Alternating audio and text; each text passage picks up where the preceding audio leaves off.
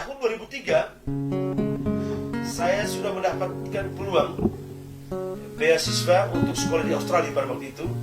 Beasiswa yang diselenggarakan oleh NTTPM yang pada waktu itu melaksanakan sebuah proyek Nusa Tenggara Timur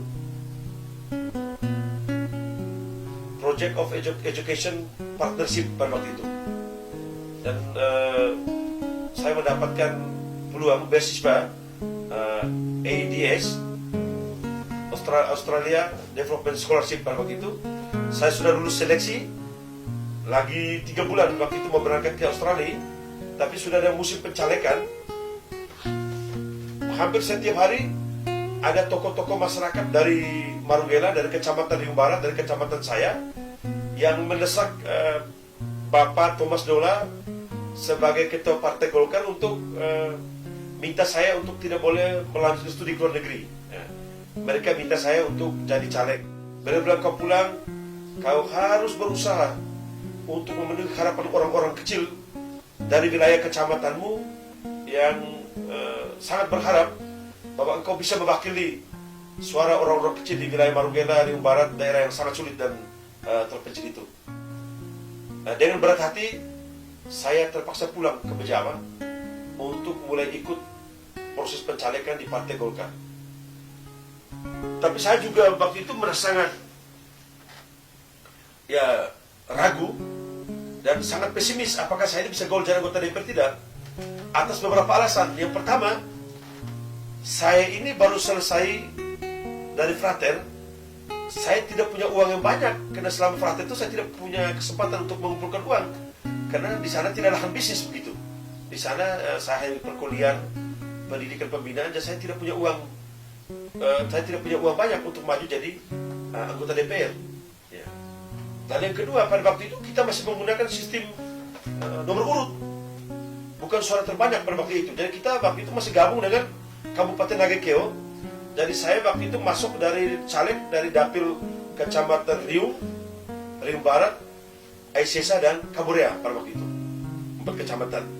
Tapi atas motivasi, atas dorongan dari Bapak Thomas pada waktu itu, saya tetap memberanikan diri untuk menjadi calon anggota legislatif dari Partai Golkar nomor urut 2. Dari respon masyarakat kecil pada waktu itu, saya merasa sangat terharu dan sangat mengesankan saya sampai hari ini, bahwa masyarakat itu begitu mendukung saya. Maka masyarakat itu begitu menaruh apresiasi kepada niat saya, sehingga ketika saya bertatap muka dengan masyarakat itu, saya kaget. Padahal saya hanya bawa gula 5 kilo, saya hanya bawa rokok sudah seslov. Tapi begitu selesai tatap muka dengan masyarakat di kampung-kampung desa itu, masyarakat secara partisipatif, ternyata mereka menyiapkan makan minum untuk peserta kampanye saya. Ada yang kumpul beras, ada yang bantu ikan, ada yang bantu sayur, ada yang bantu moke, ada yang kemudian bantu anak kambing, anak ayam, bantu anak anjing. Jadi saya menemukan ini partisipasi, dukungan orang-orang kecil kepada saya itu terlalu luar biasa. Dan pengalaman itu saya alami hampir di semua desa di dapil saya itu. Mereka menerima saya dengan ikhlas hati, menerima saya dengan sukarela, sehingga mereka berani mengorbankan apa yang mereka miliki untuk saya gitu. Dengan keterbatasan yang saya miliki menjadi seorang politisi pertama dari caleg ini, puji Tuhan, saya bisa meraih suara tertinggi di Partai Golkar pada waktu itu. Saya ingat suara saya 2.779 suara. Dan untuk kontes kabupaten yang ada waktu itu, saya mungkin di urutan kelima. Karena waktu itu Bapak Moses Mogo atau Bapak Anton Biabaya itu meraih suara 3.000 lebih, 3.800-an. Tetapi untuk Partai Golkar, saya merasa terharu dengan kesulitan, kemiskinan, dan keterbatasan yang saya miliki. Saya bisa meraih suara tertinggi di Partai Golkar pada waktu itu. Nah, dengan pengalaman itu, saya berefleksi. Karena orang kecil sudah mendukung saya dengan tulus. Dia mengorbankan segala yang dia miliki. Berarti dia memiliki ekspektasi, dia memiliki harapan yang sangat luar biasa bahwa Kalau saya jadi anggota DPR, kalau saya jadi wakil rakyat, saya tidak pernah boleh berkhianat kepada harapan, kepada ekspektasi yang mereka berikan kepada saya.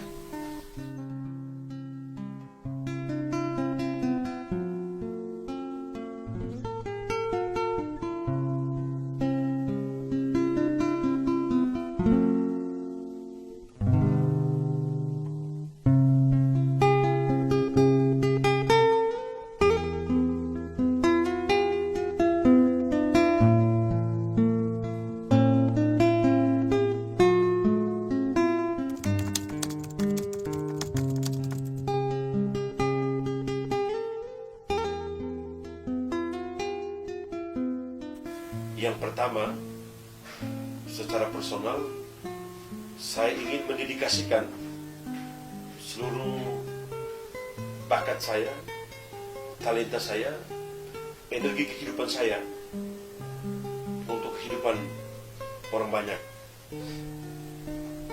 Saya menyadari dalam seluruh program hidup saya bahwa Tuhan memang memberikan kepada saya talenta untuk menjadi seorang pemimpin. Melalui sebuah ujian perjuangan pergulatan hidup sebagai politisi sejak 2004 sampai dengan hari ini saya menjadi seorang politisi, jadi anggota DPR, sebagai ketua partai, saya mesti merasa yakin bahwa ini adalah jalan yang Tuhan buka untuk saya supaya saya mempersiapkan diri by design untuk menjadi seorang pemimpin politik, menjadi seorang bupati. Alasan kedua adalah pengalaman pemerintahan yang saya alami, pengalaman politik pemerintahan yang saya alami selama 15 tahun menjadi anggota DPR, pernah menjadi ketua DPR, dan sekarang saya menjadi ketua partai politik. Saya pandang ini adalah sebuah referensi yang sangat cukup bagi saya untuk bisa mengelola pemerintahan, untuk bisa mengorganisir kegiatan pemerintahan, pembangunan, dan pemberdayaan masyarakat 5 tahun ke depan. Dan ketiga, saya memiliki mimpi, saya memiliki idealisme bagaimana harus mengurus nasib Faivalo Nahalo, bagaimana mengurus masyarakat Kabupaten Ngada yang di sana sini masih ada yang hidup dalam kondisi yang miskin, berpendidikan kurang memadai, dalam kondisi kesehatan yang kurang memadai, masyarakat yang hidup ekonominya belum cukup, masyarakat yang hidup pada daerah yang terisolir secara fisik. Karena itu saya melakukan refleksi atas keadaan masyarakat ini. Saya merasa tergerak hati saya untuk mempersembahkan seluruh pengalaman, bakat saya ini, mengubah keadaan ini, masyarakat ini kepada keadaan lebih baik, keadaan yang lebih hebat. Dan terakhir, saya juga mesti menyampaikan bahwa karena saya pernah menekuni tugas politik pemerintahan di Kabupaten Ngada selama 15 tahun, itu berarti apapun yang dikerjakan oleh pemimpin sebelumnya, karena saya mengambil bagian dalam proses politik pemerintahan, dalam merumuskan kebijakan, program, dan kegiatan pembangunan di Kabupaten Ngada ini, apapun yang sudah dikerjakan, itu perlu diapresiasi, ya, perlu dihargai sebagai hal yang positif, hal yang baik, hal yang hebat, yang membuat Kabupaten Ngada ini mengalami transformasi kehidupan, mengalami perubahan kehidupan. Dari kondisi hari kemarin yang kurang baik, hari ini kita mengalami ada perubahan yang luar biasa, ya. Karena menurut saya, ketika kita berpemerintahan, ketika kita menjadi pemimpin, kita tidak pernah memulai dari titik nol, ya. Kita tidak pernah mulai dari titik nol. Jadi sebenarnya sudah ada fundamen, sudah ada fondasi yang diletakkan oleh pemimpin-pemimpin sebelumnya. Kita berkewajiban pertama memperbaiki Kalau di sana sini masih ada yang kurang, kita perbaiki. Kemudian ada hal yang baik kita lanjutkan. Tetapi kita juga mesti menemukan terobosan-terobosan baru, menemukan inovasi-inovasi baru dalam pemerintahan kita sebagai ciri khas karakter leadership kita, kepemimpinan kita 5 tahun ke depan. Karena ada sebuah adigium yang kita harus pegang teguh adalah setiap masa ada orangnya dan setiap orang ada masanya. Maksudnya apresiasi kita kepada pemimpin sebelumnya iya, tapi jangan sampai kita kehilangan jati diri kita. Akhirnya kita juga tidak berani menyatakan dan penuh percaya diri apa yang menjadi gagasan kita, apa yang menjadi visi kita, apa yang menjadi rencana kita yang original, yang otentik, yang menjadi ciri dari karakter leadership atau kepemimpinan kita. Itu pertimbangan dan motivasi saya.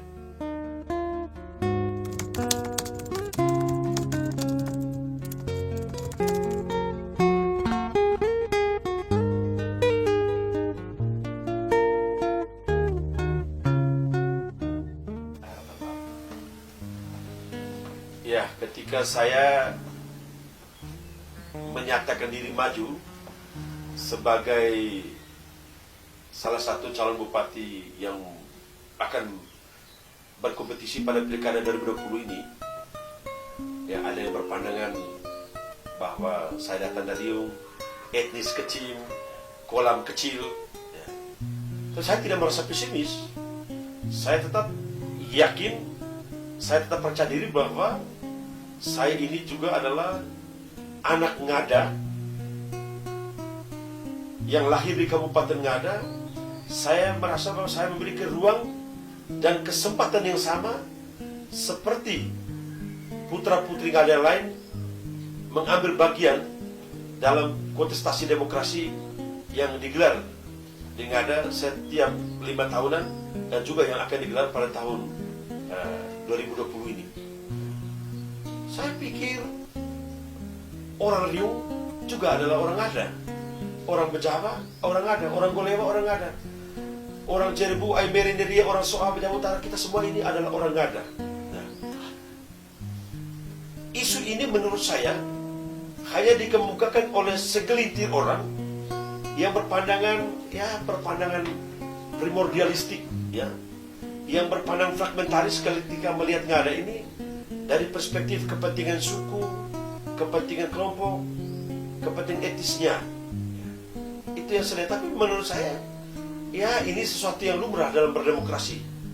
Saya tidak akan emosional, apalagi merasa pesimis dengan omongan seperti itu. Itu bagian dari keindahan dalam berdemokrasi, bahwa ada perspektif, ada pandangan berbeda. Apalagi ketika menilai saya, oke, terima kasih banyak. Itu sesuatu yang sangat positif. Tetapi ada sebuah keyakinan yang sangat kuat dalam diri saya bahwa sejarah itu selalu penuh dengan kejutan-kejutan, dan di dalam sejarah ini tidak ada namanya black hole atau lingkaran hitam, dan di dalam sejarah ini tidak pernah ada jalan buntu. Sejarah selalu membuka kemungkinan. Apalagi sejarah politik, orang bilang sejarah politik itu hanya terletak pada seni dari setiap anak manusia untuk mengelola kemungkinan, the art of possible. Ya. Jadi saya yang datang dari Umar calon bupati, juga teman saya yang datang dari Jawa mau calon bupati, yang ada di hadapan kita dari kemungkinan. Dia juga tidak pasti menang, saya juga tidak pasti kalah. Ya. Dia juga mungkin menang, saya juga mungkin kalah. Saya juga bisa mungkin menang, juga dia juga bisa mungkin kalah. Jadi politik ini tidak pernah ada jalan buntu. Politik ini tidak pernah ada black hole, ada lingkaran hitam yang sulit ditembus. Ya. Di dalam sejarah politik di berbagai tempat ada kondisi di mana sesuatu yang tidak pernah terjadi dalam sebuah perjalanan sejarah itu bisa ada kejutan di tengah perjalanan sejarah itu. Ya, saya menyebutnya semacam historical shock. Jadi saya kira kita sudah punya banyak pengalaman. Ya. Siapa pernah bayangkan Barack Obama kulit hitam bisa jadi presiden Amerika di negeri di mana 97% orang penduduknya berkulit putih? Kan itu kejutan sejarah Amerika. Abraham Lincoln pernah jadi presiden Amerika, ya, di tengah situasi perbudakan yang luar biasa pada waktu itu. Di Filipina, Fidel Ramos, orang Kristen, bisa jadi presiden di tengah umatnya, masyarakat Filipina yang 95% adalah orang Katolik semua. Ya. Kemudian kemarin di Jakarta, ya, Ahok dari Bangka Belitung bisa menjadi gubernur di DKI Jakarta. Ya. Pak Jokowi, orang desa dari Solo, bisa jadi gubernur di Metropolitan Jakarta dan bahkan jadi presiden Republik Indonesia. Nah, dari pengalaman-pengalaman ini, saya maju ini dengan sebuah keyakinan bahwa sejarah ini selalu penuh kejutan. Lalu kemudian, saya yakin cara berpikir masyarakat, cara pandang melihat masyarakat, cara pandang masyarakat dalam mencari dan menemukan sosok pemimpin, dari waktu ke waktu dia akan mengalami perubahan gradasinya. Ya. Kalau dulu mungkin orang memilih pemimpin yang ada dengan pertimbangan primordial, mesti orang Bejawa, orang Nagekeo. Tapi saya yakin hari ini saya bangga ketika saya jalan-jalan, ketika saya mulai menyatakan lihat maju bupati, ternyata luar biasa. Cara pandang kakak adik saya, keluarga besar saya di Bejawa ini luar biasa. Ya. Cara berpikirnya sudah luar biasa terbuka. Mereka tidak lagi melihat pemimpin berdasarkan etnis, ya, berdasarkan suku. Bahkan ada ketika ada segelintir elit politik menyatakan kalau memilih pemimpin yang ada ini mesti sungguh-sungguh di bawah. Tapi justru kakak adik saya di Bejawa, di Boripo, Pikasina, di Bolovio, di Naru, di Bobo tidak berpikir seperti itu. Mereka selalu bilang, Pak Ito, kami bukan sedang memilih ketua suku. Kami sedang memilih pemimpin, berarti kualitas seseorang, kompetensi seseorang, kapasitas seseorang menjadi pemimpin itu menjadi ukurannya. Tidak lagi melihat asal-usul, melihat etnis, apalagi berdasarkan pertimbangan primordial. Ya. Yang berikut, kalaupun isu primordial ini mau diberi aksentuasi dalam kontestasi politik kali ini, saya juga perlu percaya diri. Kenapa? Karena istri saya ini orang Bejawa. Ya. Saya selalu mengatakan bahwa kalau perspektif primordial dipakai, saya menyatakan yang perlu percaya diri bahwa saya calon bupati orang Bejawa yang lahir di Riau. Ya. Kenapa? Istri saya orang Bejawa. Kalau mengikuti adat, saya ini adalah orang Bejawa. Kenapa? Secara adat saya sudah diterima resmi di Bejawa, di Bosiko. Karena saya datang untuk apa? Tahu Kaju Dumaru, Ranganusia. Ya. Saya resmi jadi orang Bejawa. Kalaupun isu itu mau dimainkan, masa ketika saya maju bupati, saya punya ipar-ipar, saya punya mantu mertua, saya punya eja-eja di wilayah Bejawa, di Bosiko, Dadavea, di kota Bejawa umum atau di Monteroko, tidak memilih saya. Itu saya tidak yakin. Tetapi itu kalau pakai pertimbangan primordial. Ya. Tapi saya yakin cara pandang, cara pikir pemilih yang ada hari ini tidak lagi lihat dari sisi etnis dan primordial. Hari ini orang Ngada akan memilih pemimpin berdasarkan kompetensi, kualitas dan kapasitas seorang pemimpin. Integritas seorang pemimpin itu menjadi ukuran, bukan lagi berdasarkan basis primordial. Dan di Riau pun, ya, di Riau pun saya beritahu, jangan pilih saya karena orang Riau, salah. Harus pilih saya karena saya punya kemampuan menjadi bupati, bukan karena saya orang Riau. Terima kasih.